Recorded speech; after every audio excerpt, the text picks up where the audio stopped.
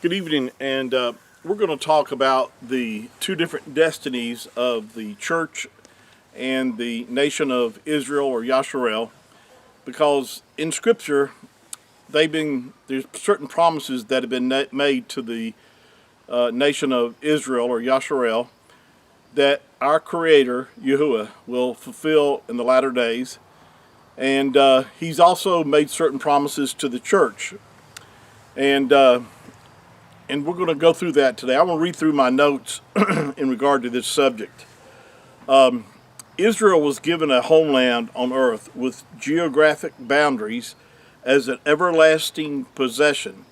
And you'll find this in Genesis chapter 15, verses 18 through 21. The millennial kingdom on earth is all about Israel. And that's why we have to look to the Old Testament or the Tanakh for descriptions of life on earth during that time. Now you'll find passages like Isaiah chapter 2 verses 2 through 5, also the whole chapter of Isaiah 35, Isaiah 65 verses 17 through 25. Also you'll find Ezekiel chapter 40 verse chapter 40 through chapter 48, and Micah, the book of Micah chapter 4 verses 1 through 8.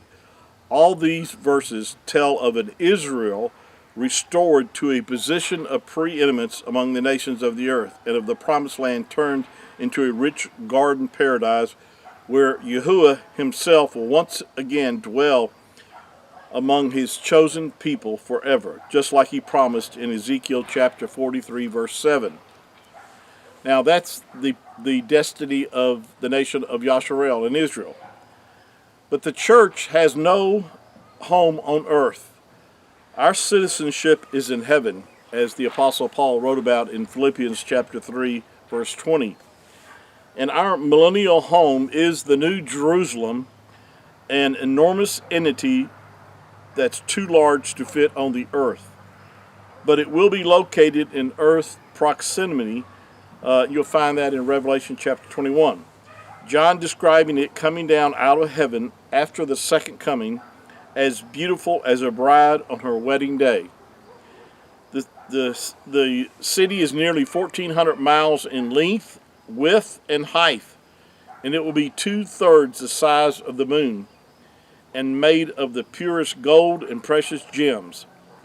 This is the place Yahushua has been preparing for us, and to which he will take us so that we might also be where he is.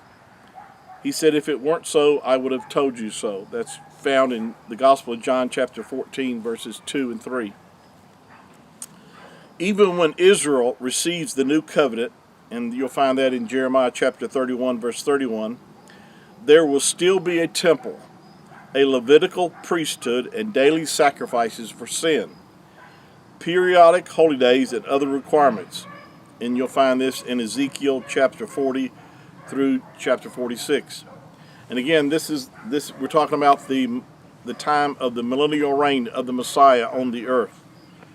In the New Jerusalem, there will be no temple. You'll find this in Revelation chapter 21, verse 22. And there are no additional requirements.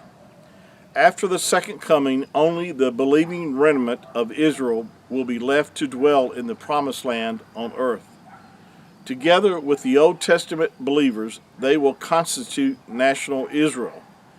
At the rapture, the church will depart the earth to take up residence in the New Jerusalem. Wow. Boy, if that doesn't get you excited about our destiny for the church. Now, in Revelation chapter 21, verse 27, speaking of the New Jerusalem, John said this.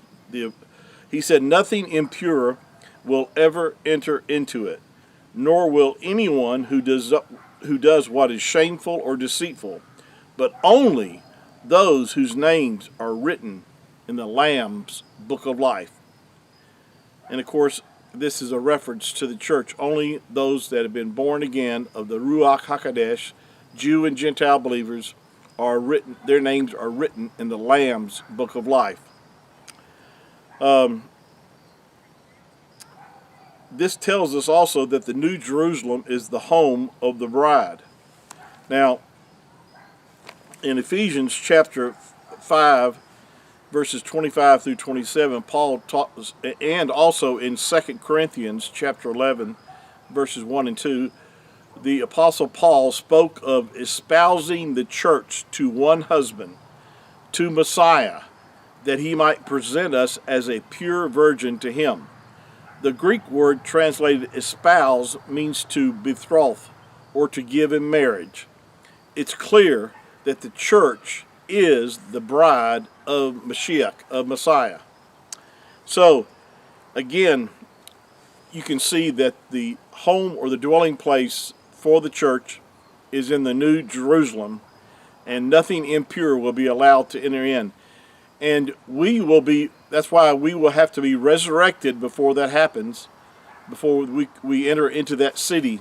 We will experience our resurrected bodies, will not be subject to sin anymore, and Yahuwah would have completed the plan of redemption for the body and the bride of the Mashiach.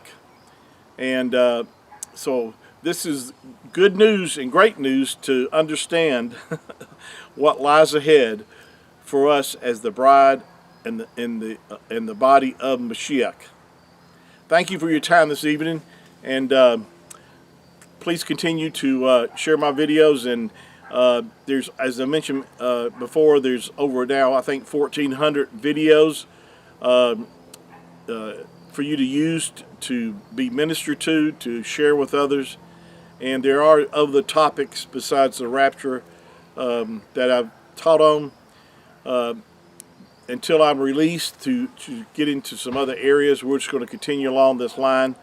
But I do have some things that I know that we're going to be sharing besides the rapture, but the timing's just not right for that right yet. But I'll know when we need to share these other things that will be a blessing to you as well. So thank you again for your time. Remember this, that Yahuwah loves you and I love you. And until next time, shalom.